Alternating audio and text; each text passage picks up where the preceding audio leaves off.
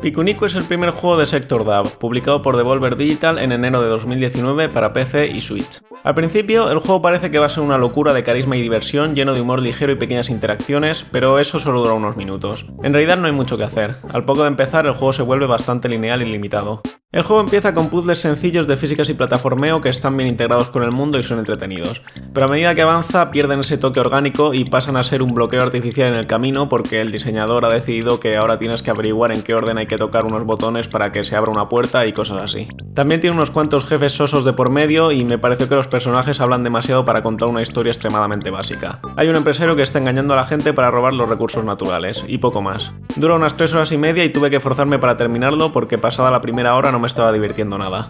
También tiene un modo cooperativo para 2 jugadores que está separado del modo con historia y son solo 10 puzzles sueltos de entre 5 y 10 minutos cada uno. Los puzzles de este modo son bastante más divertidos que los del modo historia y al jugar con otra persona a veces ocurren interacciones chulas como que uno le dé una patada al otro en el aire y le haga llegar hasta un sitio alto o cosas así.